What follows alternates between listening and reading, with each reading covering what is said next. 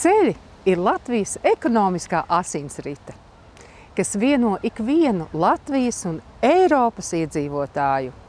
Pēdējo 20 gadu laikā, pateicoties Eiropas Savienības fondu atbalstam, Latvijā izbūvēti un modernizēti vairāki tūkstoši kilometru autoceļu.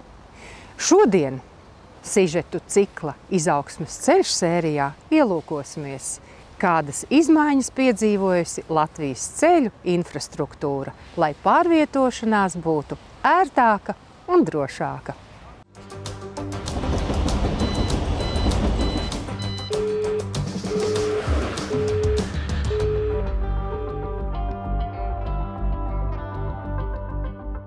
Ceļi ir Latvijas ekonomiskā asinsrite. Tā savieno pilsētas, ciemus un kaimiņu valstis, tādējādi iekļaujot mūs Eiropas transporta tīklā. Pēdējo 20 gadu laikā, pateicoties Eiropas Savienības fondu atbalstam, Latvijā ir modernizēti valsts autoceļi vairāk nekā 2000 km garumā. Šajā raidījuma cikla izaugsmes ceļš sērijā iepazīsimies ar jau īstenotajiem autoceļu projektiem, kas ļauj pārvietoties ērtāk un drošāk. Līdz ar Eiropas Savienības izveidi un vēlāk paplašināšanos pieauga nepieciešamība izveidot visā Eiropā kvalitatīvu transporta tīklu, zinām arī kā TNT, lai iedzīvotāji varētu ātrāk un drošāk pārvietoties, kā arī tiktu veicināta uzņēmumu konkurētspēja. TNT mērķis ir nodrošināt ilgtspējīgu savienojamību visā Eiropas Savienībā, bez sastrēguma posmiem vai trūkstošiem savienojumiem, vienlaikus samazinot transporta ietekmi uz vidi. Ar Eiropas Savienības kohēzijas fonda atbalstu no 2014. līdz 2020. gadam 7 Latvijas pilsētās – Liepājā, Ventspilī, Jelgavā, Valmierā, Rēzeknē, Jēkabpilī un Daugavpilī – tika īstenoti transporta infrastruktūras uzlabošanas projekti, kas veicina pilsētu sasaisti ar Eiropas transporta tīklu, vienlaikus uzlabojot pilsētvidi un reģionu konkurētspēju. Šobrīd TNT tīklā ir iekļauti lielākā daļa Latvijas valsts galveno autoceļu un autoceļš Tīnūži–Koknese. Dosimies uz Valmieru, lai paskatītos, kā šajā pilsētā pirms vairākiem gadiem attīstīts TNT tīkls.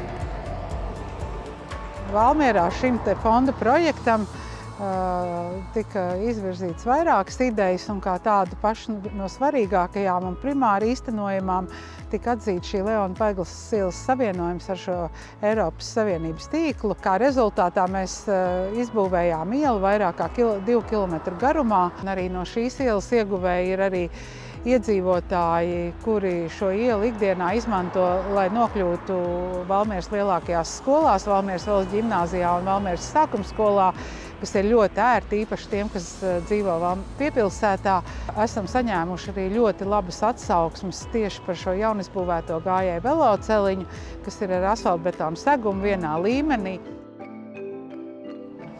No 2019. līdz 2020. gadam Latvijas valsts ar Eiropas Savienības kohēzijas fonda līdzfinansējumu nepilni 32 miljonu eiro apmērā veica autoceļa A2 Rīgas–Sigulda–Igaunijas robežu pārbūvi un atjaunoja Valmieras šosejas sākumposmu. Šī projekta laikā pārbūvēti 9 ceļu pārvadi Sēnītes mezglā un pie Vangažiem. Izbūvētas Straujupītes caurtaka Vangažos un gājēju tunelis pie Sēnītes. Atjaunots tika arī segums uz tilta par Gauju, parūpējoties par drošību un ērtu pārvietošanos gan autobraucējiem, gan gājējiem. Braucot pa šo ceļu, varam ērti un ātri nokļūt līdz iecienītiem apskates objektiem Igaunijā. Uz Igauniju man sanāk braukt diezgan bieži. Kādreiz darba darīšanās mīlu arī apmeklēt izstādes un koncertus, kas ir Tallinā, kas īstenībā ir ļoti ērti un tuvu. Un pēdējos gadus man ir bijis diezgan liels un patīkams pārsteigums par to, ka ceļi Latvijā sāk patīkami atšķirties pat no ceļiem Igaunijā, jo pēdējā laikā pa Latvijas ceļiem braukt ir komfortablāk, ērtāk, ceļi ir saremontēti, ērti, viegli pārvietoties, viegli pārskatāmi, pat labāk pārskatāmi. Un jāsaka tā, ka iebraucot Igaunijā bieži vien izskatās sliktāk nekā braucot pa ceļiem Latvijā. Bet dosimies apskatīties, kas mainījies citur vidzemē.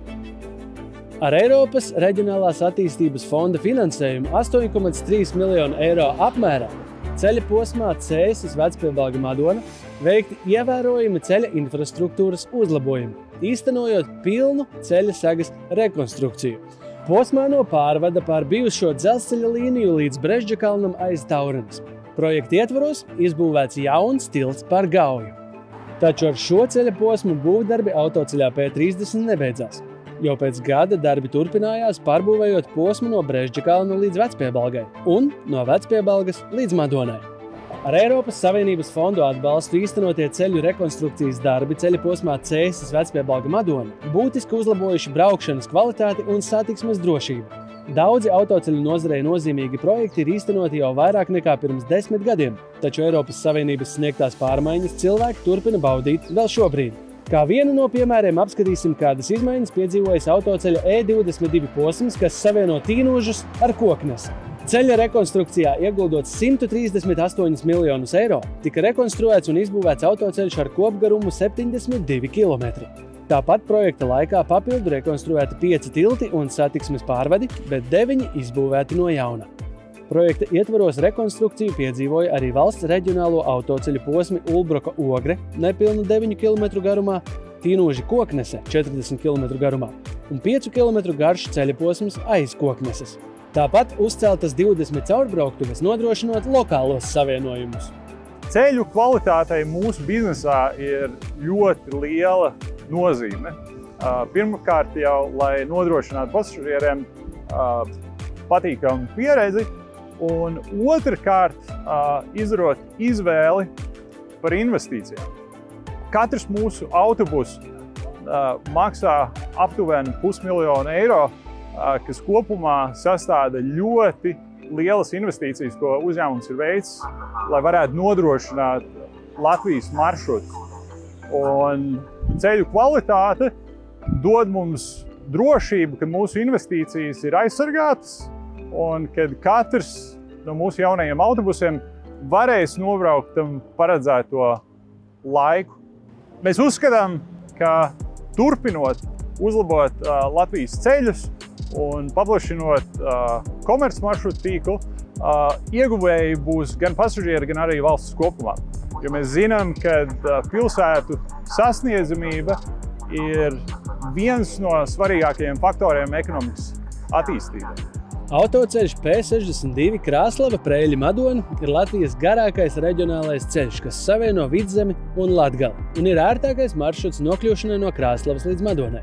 Pēc 2019. gadā notikušajiem remontdarbiem ceļa posmā Bašķi–Preļļi 13 km garais iepriekš nokalpojušies ceļa posms ieguvis asfalta segumu visā tā garumā. Projekta īstenošanas rezultātā šis grants ceļš pārbūvēts par ceļu ar asfaltbetona segumu. Tāpat atjaunoti tilti pār Preļļupi un Jašu. Pārbūvētas arī sabiedriskā transporta pieturvietas, ierīkojot soliņus un nojumes. Eiropas Savienība ir izvirzījusi vērienīgu mērķi cīņai pret klimata pārmaiņām. Līdz 2030. gadam samazināts siltumnīca efekta gāzu emisijas par 55%. Šajā kontekstā nozīmīga loma ir tieši transporta infrastruktūrai, jo 61% no oglekļa dioksīda jeb CO2 izmešiem rodas tieši no automobīļiem. Viens no pasākumiem, lai sasniegtu klimata mērķus, ir elektroauto un to atbalsta infrastruktūras izveide. Doma par elektroauto izmantošanu un arī iegādi man vienmēr ir bijusi salīdzinoši pievilcīga, jo man patīk tā doma, ka es varu pārvietoties ar auto gan lētāk, gan arī tas ir dabai draudzīgāk. Taču allaž man ir bijis šāds šaubas par to, jo man nebija pārliecība par to, ka mums ir pietiekami daudz šo uzlādes staciju, bet taču es pamanu, ka šīs uzlādes stacijas Latvijā paliek arvien vairāk un tās ir daudz pieejamākās un ērtākās vietās. Līdz ar to esmu pilnīgi pārliecināta, ka arī nākotnē cilvēki izvēlēsies iegādāties vairāk elektroauto, jo tas vienkārši kļūst ērti un pieejami. Nacionālajā e-uzlādes tīklā stacijas izvietotas ik pēc 30 km uz galvenajiem autoceļiem un ik pēc 50 km uz reģionālajiem ceļiem. No 2016. līdz 2022. gadam tika īstenots projekts, lai izveidotu nacionālā līmeņa elektroautomobīļu uzlādes staciju tīklu visā Latvijas teritorijā ar 139 uzlādes stacijām, kas vienmērīgi izvietotas gan TNT ceļu, gan reģionālo ceļu tīklā, kā arī lielākajās apdzīvotajās vietās. Projekts tika īstenots ar Eiropas Savienības fondu līdzfinansējumu 6,4 miljonu eiro apmērā. Elektromobiļu skaits Latvijā ar katru gadu turpina augt, tāpat arī ātro uzlāžu staciju skaits. Pateicoties paveiktajam, tagad ar elektroauto var pārvietoties praktiski visā Latvijas teritorijā. Pēdējo 20 gadu laikā ar Eiropas Savienības fondu atbalstu ir modernizēti vairāk nekā 2000 km Latvijas valsts autoceļu. Īstenoto projektu rezultātā pārvietošanās ir kļuvusi ērtāka, drošāka un efektīvāka. Vienlaikus samazinot apkārtējās vides piesārņojumu un tuvinot Latviju Eiropas klimata neutralitātes mērķim.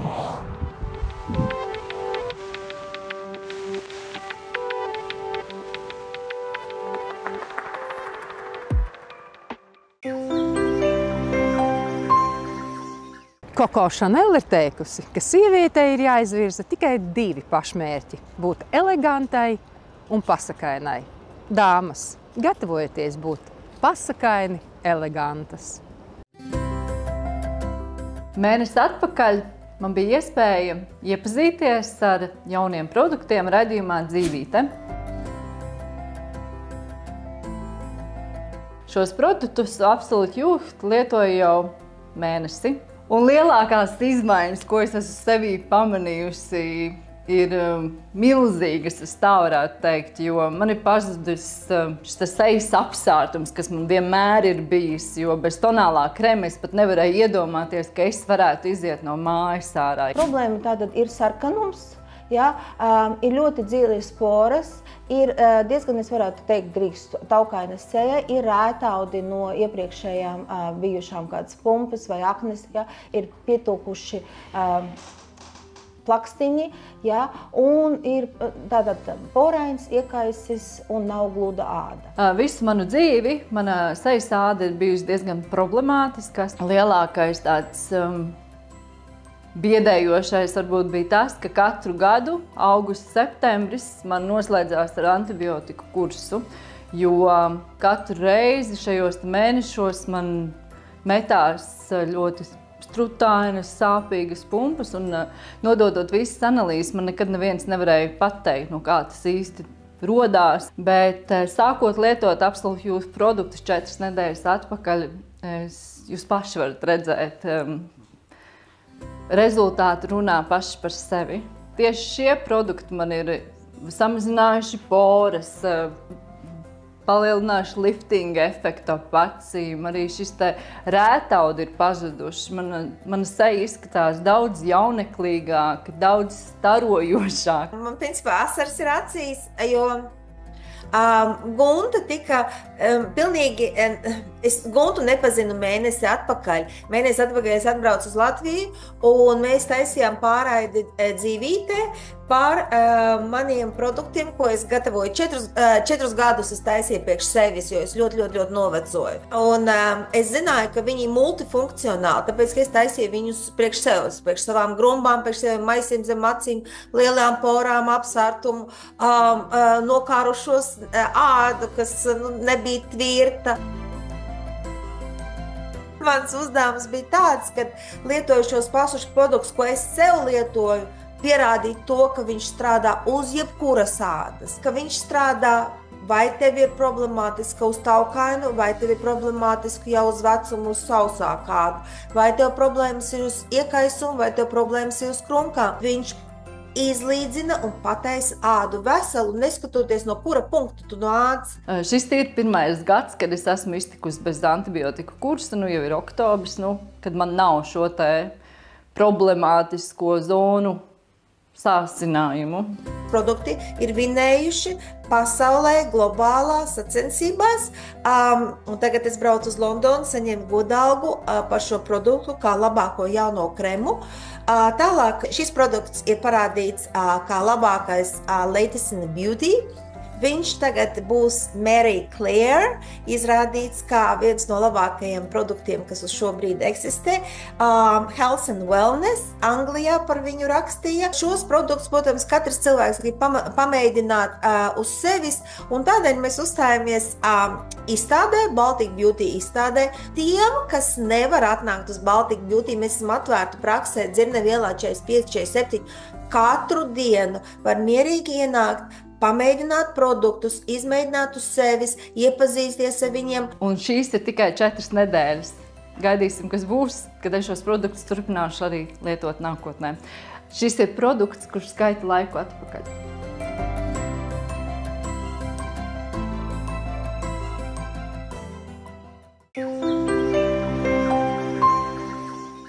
Un tagad laiks nelielai reklāmas pauzei. Tiekamies pēc brītiņa.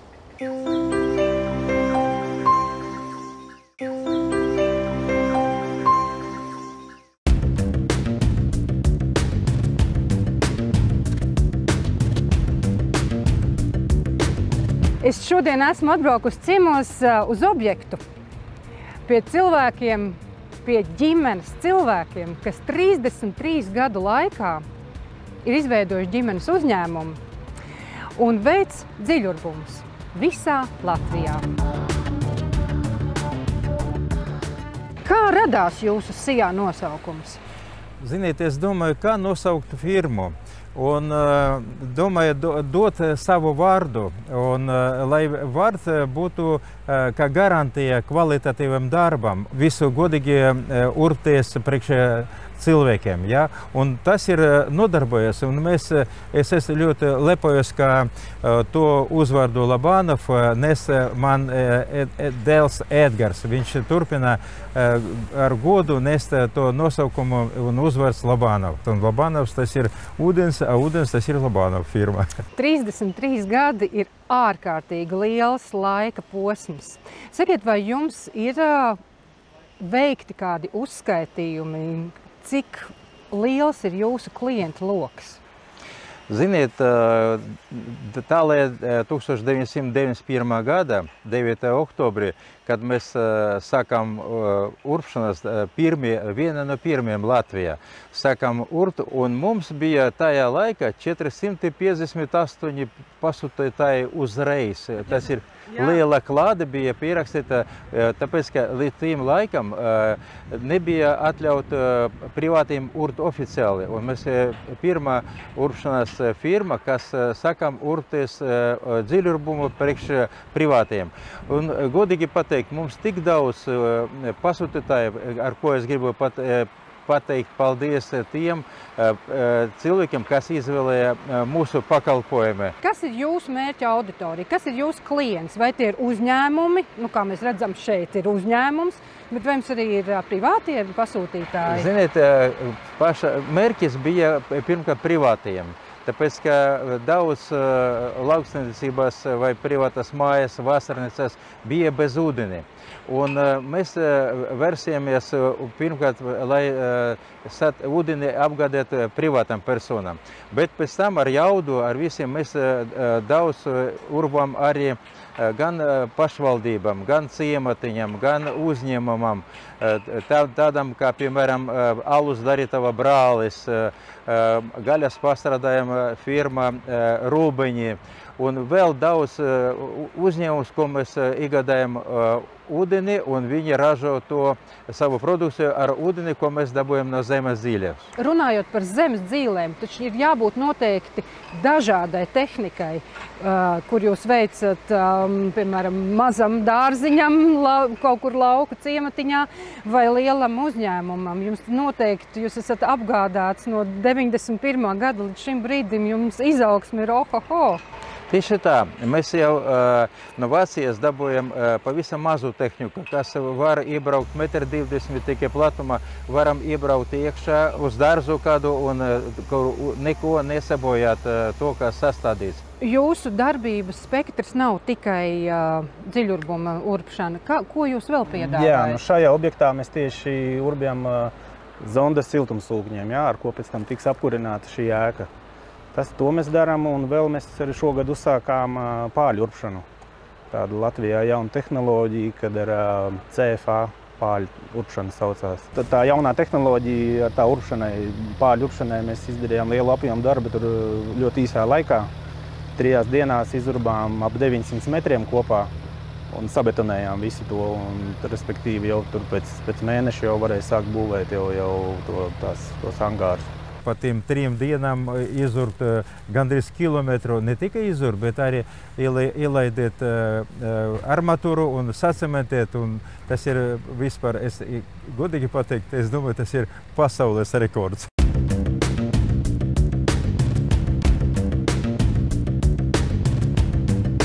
Jā, bet par tādām tehniskām lietām, ko es gribētu kā mājas īpašnieks, piemēram, uzzināt, vai jūs nodarbojaties tikai ar urpšanu, vai jūs sakārtojat arī dokumentus un visas atļaujas? Jā, mēs veicam pilnu ciklu, respektīvi atnāk klients, nokārtojam visas dokumentus, priekš urpšanas, kad vajadzīgas atļaujas, visas sakārtojam. Tad, respektīvi, arī veicam urpšanu, un pēc tam arī aprīkojam un to dziļurbumu ievedam mājā, un līdz respektīvi, kad var atvērt krānu, ir ūdens mājā. Es gribu vēl griezties pie tiem jauniešiem, kas plāno braukt ārzemēs. Ir iespējams, starp citu, gan mana firma var dabūt profesiju urpšanas meistara, un tas ir labi atpelnīto darbs, un var dzīvot Latvijā un savus bērnus audzēt arī latviešu apkārtnē, latviešu kultūrā. Tāpēc, ka ne visu pērkam par naudu. Varbūt lielākā nauda ārzemēs, bet es griežos pie tiem puišiem, lai viņi nāk, mēs iemācīsim, kā strādāt un kā urpties, kā dabūt labu profesiju, vīrišķīgu. Ne tikai iemācīsiet profesiju, bet arī dosiet darbu. Protams, mums ir gan praksē uzreiz un ir pieredzušie urpšanas meistari, kas iemācā to darīt. Šo 33 gadu laikā jūs esat piesaistījis arī savu dēlu, un jums ir ģimenes uzņēmums. Kā jūs uz to skatāties? Vai jūs esat lepns par to, ka arī jūs dēls ir izvēlējies šo ceļu iet? Protams, ziniet, mēs esam daudz bērnīgā ģimenē, un sakam, mēs divi dēli. Vecākais dēls, tagad vidējais dēls komandē, bet arī meita. Un bija gadījums, ka viņi bija pavisam maziņi, un es viņu ņēmu līdzi skalot spīces. Un mēs pa 50 minūtēm, praktiski četratā, 3 bērni un es. Pa 50 minūtēm dabūjām spīces no 10 metriem. Un maza meita, viņai bija 5 gadi, viņa pumpēja ar rokas pumpēja to ūdeni pēc 50 minūtēm, jau dabūjām. Un viņa par to saņēma 1 latu, bet tas lats bija sapelnīt. Un no paša bērnībā es piesaistu savus bērnus pie darba. Un viņiem, kad bija brīvlaika skolas, viņi neprasīja tētis dot naudu. Viņi teica, tētis dot darbu. Un tas ir ļoti brīnišķīgi, ka viņi visi 3 bērni strādīgi. Sakiet, lūdzu, vai jūs atceraties savus pirmos soļus būvlaukumā, kā mazam bērniņam? Jāpadomā. Jā, viss sākās, kā tēvs stāstīja, sen ar spicēm pa brīvdienām, kad braukājām, kā saka, pirmā nauda, kabatas nauda tika pelnīta, un tad jau tālāk viss aizgāja, jā. Kāds ir lielākais gandarījums jūsu darbā, kad klientam tiek nodots objekts? Gandarījums, ziniet, varētu būt gan ne tikai nauda, gandarījums no tā, ka cilvēki dzer ūdeni. Un ūdeni tas ir sveta lieta, ja? Un vēl labāk, ka tas ir patstāvīgi ūdens un tīru ūdeni dabūt. Un noslēgumā es gribu teikt tā, kā jūs teicāt, ka ūdens ir svēta lieta, bet vēl kas ir svēta lieta, ģimene ir svēta lieta. Un jūs to esat apvienojuši vienā veselumā. Es jums novēlu vēl daudzus gadus būt neatlaidīgiem, darbīgiem un nest savu godu, savu ģimenes godu, tik augstu, kā jūs to darat tagad. Lai jums sokās. Paldies. Paldies.